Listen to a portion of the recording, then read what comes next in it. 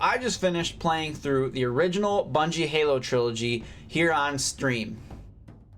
Yes, I'm legendary. But I want to take advantage of the fact that I have these games so fresh in my head and make a deep dive review, retrospective, whatever you want to call it, on the entire trilogy, discussing the major components of these games and what makes them so unique, covering what I liked, maybe didn't like, just analyzing each game. But before I jump into the individual game reviews, I want to spend a little bit of time covering the way this entire trilogy made certain impacts on the entire gaming industry back in the day. It's pretty common at this point to hear about how Halo Combat Evolved was pivotal in making FPS titles viable on consoles and controllers. While I know it wasn't the absolute first FPS on console, it still undoubtedly set the foundation for some of the controls still found in FPS titles to this day. While the other two games pushed the boundaries with blockbuster-sized stories, as well as becoming the first games to generate more money than blockbuster movies in the 2000s, the lasting effect these three games had on gaming cannot be understated. And while this is something Halo revolutionized, I can't help but personally admire the commitment to allowing split screen in every aspect of the experience throughout the original trilogy. There would have been an immeasurable amount of memories lost if the campaigns chose not to funnily duplicate Master Chief and allowed for co-op for friends and loved ones to experience these games together. And something I didn't know until recently, Halo 3 put in extra effort to support split screen by allowing 4-player split screen co-op for the first time, with the additional players playing as the Arbiter and then 2 unique elites to avoid duplicating the Chief in some weird way. There is no denying that Halo was a large part of the reason Xbox was even able to get off the ground in the first place. Having a 10 out of 10 reviewed game with seriously impressive graphics at launch for a new console was the result of some insane luck and talent from Microsoft and Bungie in 2001. To then follow up on that success with 2 more games in a row, creating such a highly revered trilogy of games, this phenomenon at this scale was very rare in the gaming space. To hit out of the park in your first exclusive is insane. Xbox owes a large portion of its hardcore fans to Halo and franchises like it, such as Gears of War and Forza. We, as well as Microsoft, should continue to look back and study the success of the Halo trilogy as we all look to the future of what Halo and Xbox can bring gamers in the future. I just feel like the context of what this series did for gaming in general, besides just being high selling and popular, is important to cover when talking about a series like this. But with that out of the way, let's dive into 2001's Halo Combat Evolved for the original Xbox.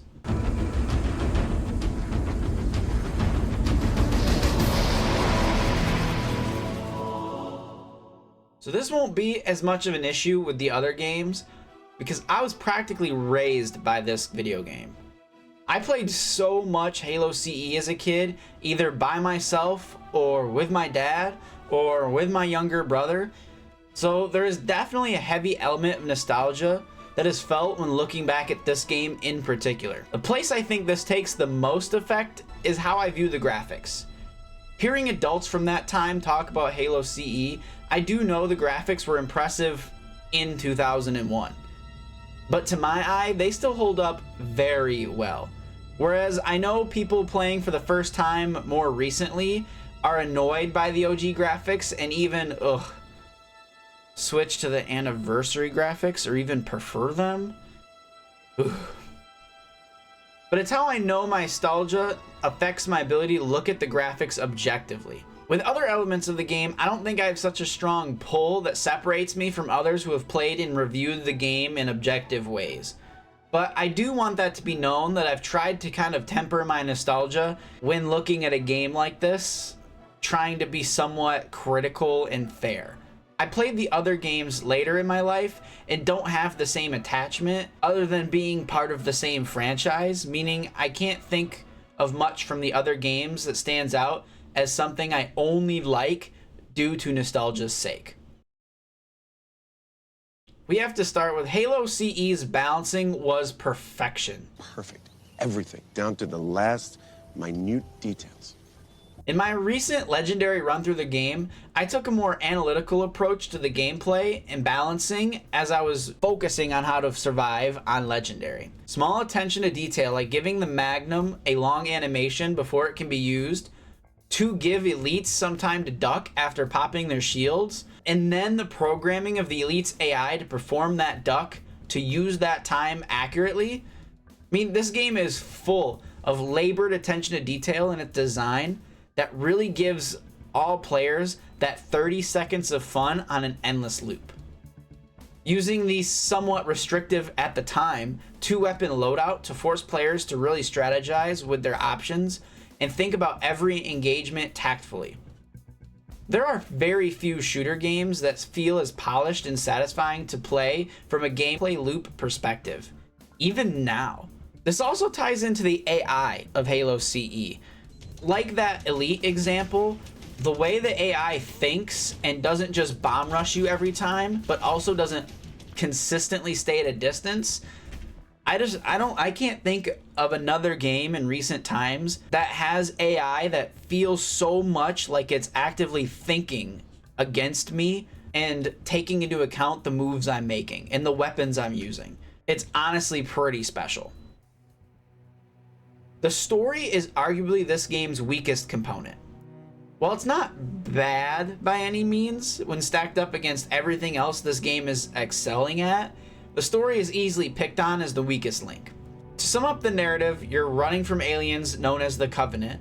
You stumble upon some ring world. Everyone thinks the ring world's some sort of weapon. A scary secret is discovered and a zombie parasite is set loose. We learn the real use of the ring is to wipe clean the entire galaxy to render the parasite useless.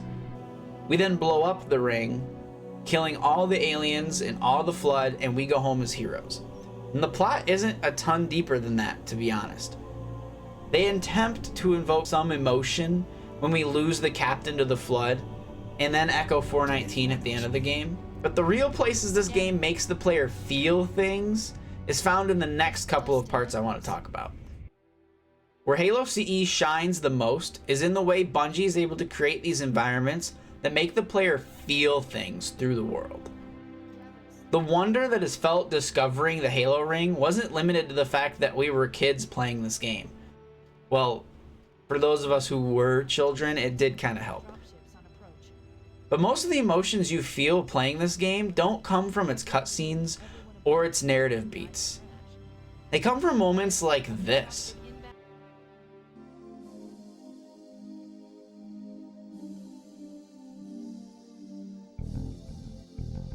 The way the music, environment, and ambient noise come together in various ways throughout the game guide the player to feel certain ways while playing. The environment throughout Halo Combat Evolved arguably tells a deeper, more intriguing story than the larger plot points shown in the game's cutscenes. Those drive the action, while the atmosphere created drives the emotion that keeps the player curious and invested. Like, who doesn't look at this and think, who built this?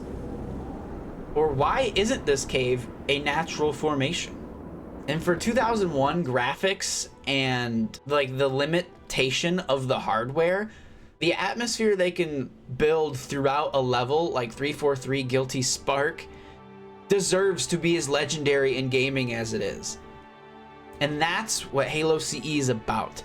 Not necessarily the overarching plot of blowing up the ring and running away. Tying in with the atmosphere Bungie created, the subtle world building that fills this game is incredible. The mysterious ring, the fact that it holds the Flood, and the Covenant didn't know that. The Covenant being a collection of different races, all pulled together with a common goal, but not telling us what that goal is. The Forerunner structures and everything we do and definitely don't learn about them. The subtle use of words like Reclaimer by 343 Guilty Spark with no further explanation. This entirely fleshed out universe was intentionally not completely revealed to the player, making the best start to a franchise possible. They gave themselves so much room for expansion into creating future games by creating so many interesting questions, not answering them, and giving the player such an interesting world to explore, trying to answer some of those questions themselves. And those are my complete in-depth thoughts about Halo Combat Evolved, which leads us to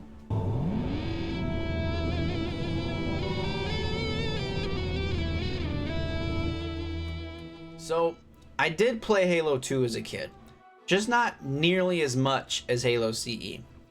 I mean, this game narratively had so much going on that as a pretty young kid, I didn't understand any of it. This led me to not play much of the game's campaign. I don't have any childhood memories of essentially the entire second half of this game's story. My brother and I played Outskirts and Metropolis basically on a loop, as well as some local multiplayer here and there. Didn't have Xbox Live, wasn't old enough to understand the story. I don't have a giant emotional attachment to Halo 2. And I just wanted to begin this section with my prior experience with Halo 2 for some perspective, and I'll be doing the same with my complicated story on Halo 3 when we get there.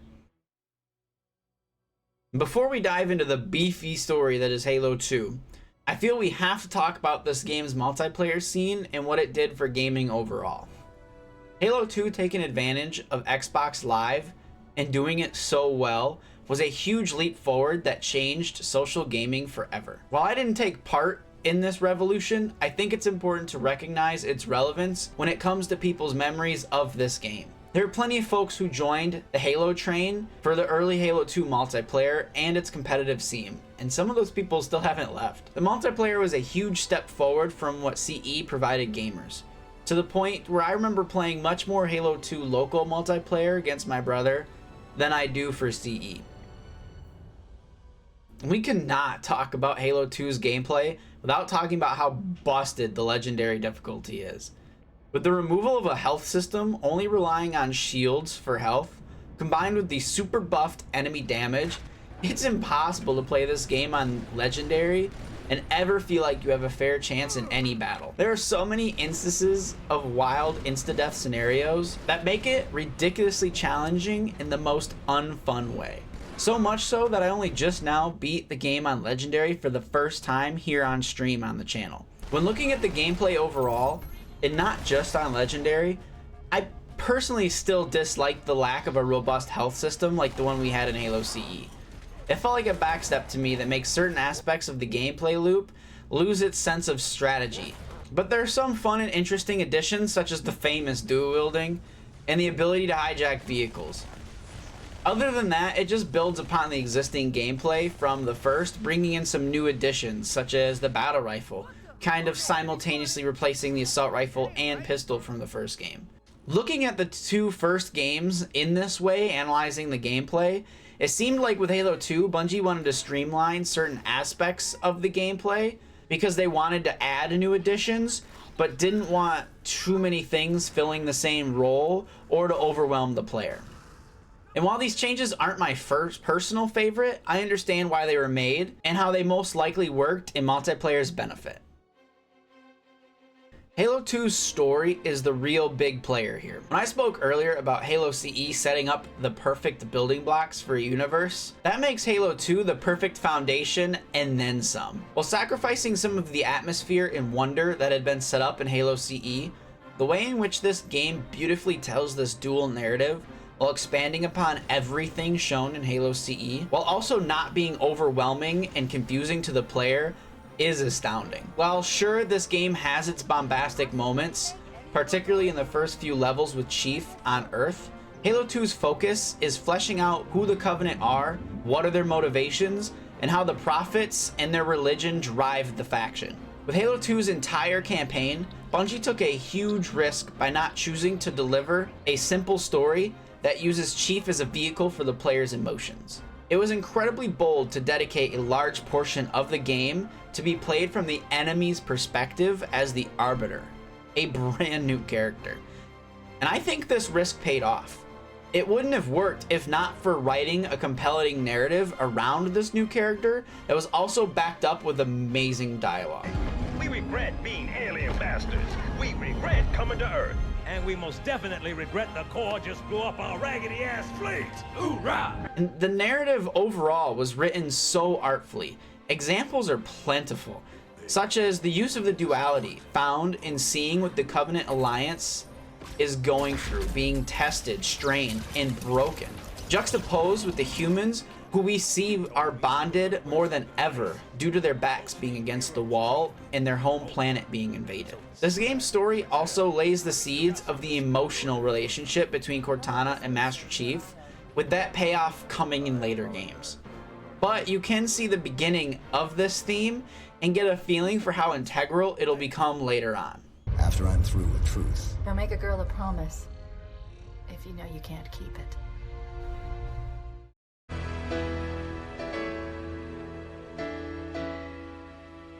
My personal story with Halo 3 is complicated. I know I've talked about it before, whether in another video or on stream with you guys.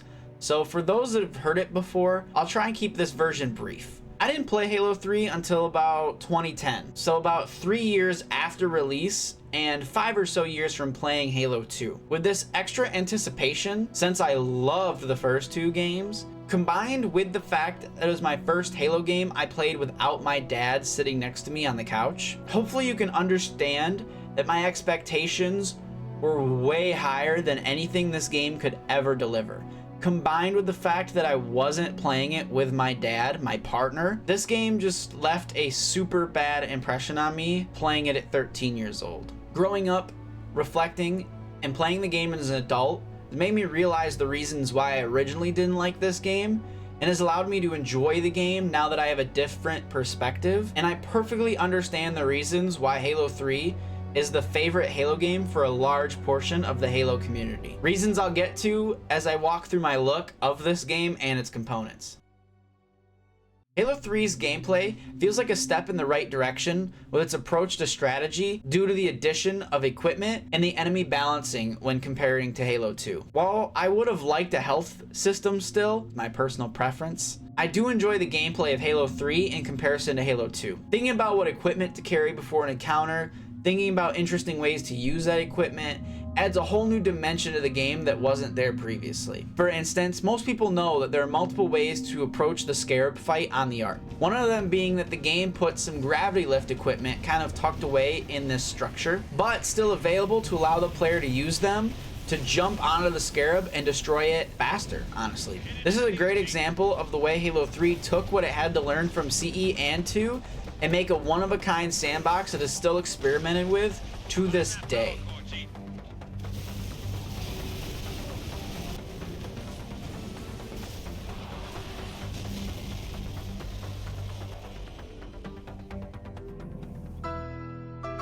As someone who holds Halo CE as my favorite game in the series, Halo 3 is a wonderful second place to have. The callbacks and references to the first game are so much fun, and helps the game feel like the perfect bookend finish to an amazing trilogy of games. Halo 3 complements and completes this sense of scale within the universe that rose with each game in the trilogy. Getting into some of the specifics, it's the way we get to step foot in the reincarnation of Installation 04, the one that we destroyed in Halo CE. But with Halo 3's aesthetic and graphics, this must have been so cool for a fan of the series playing Halo 3 for the first time during all the launch hype. I honestly don't remember much of my first Halo 3 playthrough other than I didn't like it, but now I look at all these references and locations and can't help but think, man, my dad would have loved this game. Making me realize that in another universe, one where I maybe would have gotten to play this game with my dad upon launch, it would probably be my favorite game in the series. The mission set pieces and the story arc complement all of these points as well. Everything feels designed specifically to subtly tell the player that the trilogy is ending and plans on going out with a bang. Send me out with a bang.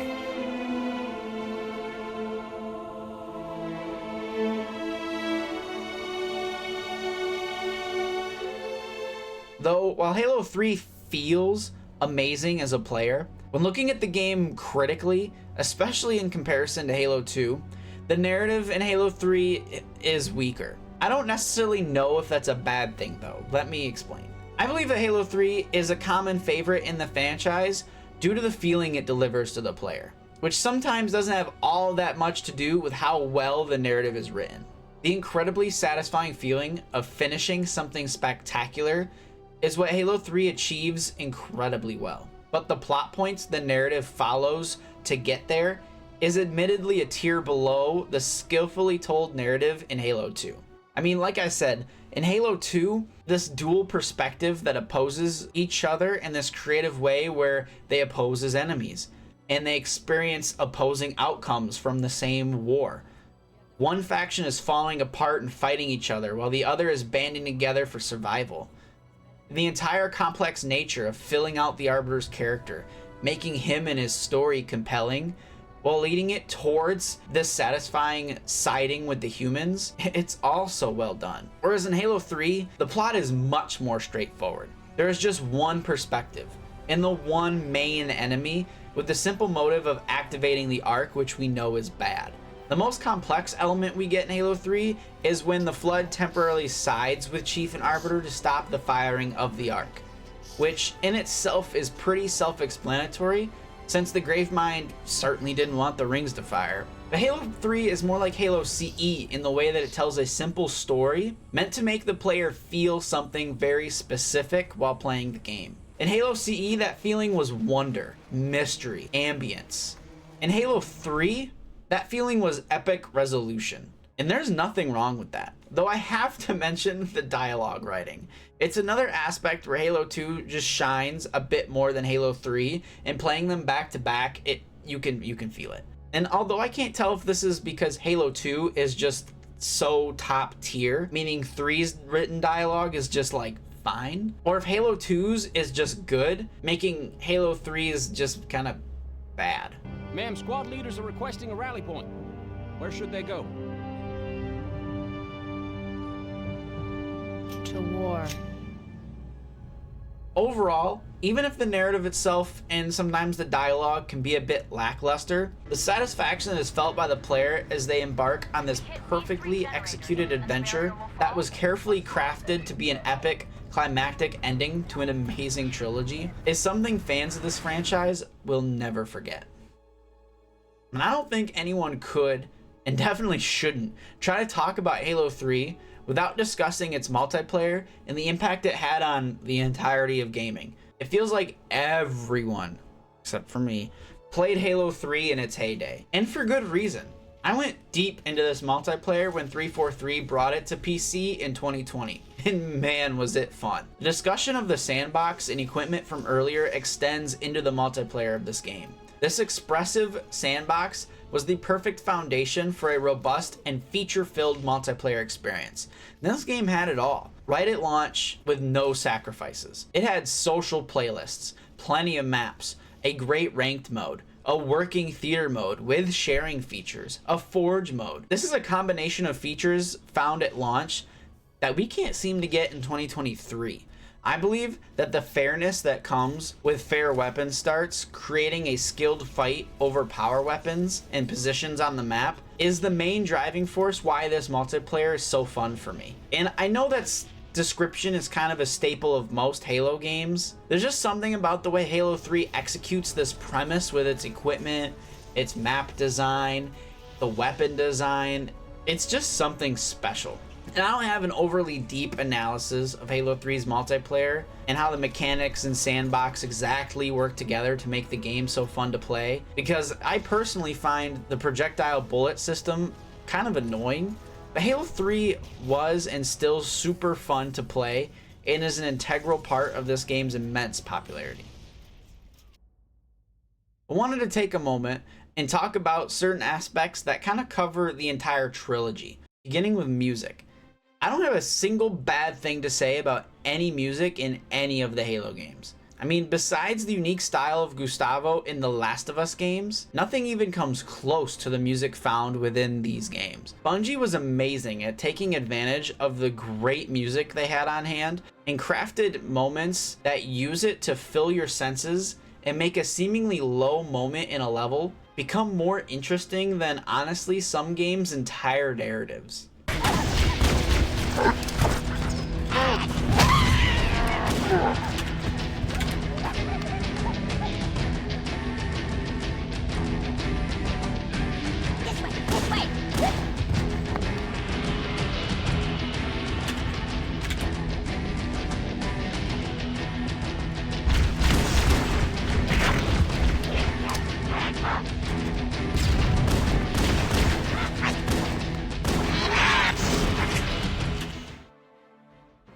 The way the Master Chief was created to be a vessel for the player to inhabit was great for telling the type of story we got with the original Halo trilogy. It was a great use of gaming as a new medium to tell stories, particularly ones about saving the universe. Well, it doesn't make me explicitly hate the way 343 has attempted to humanize Chief in later games, and don't worry, I'm working on those games next. I find the idea of letting the player inject themselves into Chief and the story super interesting. That choice changes the way the narrative has to be told. In CE, where this concept was the strongest, the feelings within the story were mostly conveyed through player interpretation throughout the environment while you're playing as Chief. Sure, the larger narrative structure still came through cutscenes and Chief being a voiced character that's separate from the player in those moments. Much of that game was left to the player figuring those things out for themselves, with Cortana giving context when applicable. And even that dialogue would feel as though she was speaking to you, the player, not necessarily Chief. This cave is not a natural formation. This duality in the way the player experiences the story is super interesting to me. And I often wonder if the gradual move away from this concept is something 343 has gotten wrong about what makes a good Halo game. But we have now covered the entirety of the Bungie trilogy and what makes it so special. If you've made it this far, I sincerely thank you. I hope you enjoyed this look at these amazing games, and maybe I could interest you in clicking the video here, where I take a look at my current collection of Halo games and collectibles. Or maybe you need something just to listen to and have it on in the background. Well then, here is my full footage of my playthrough of Halo CE on Legendary. Thanks for watching.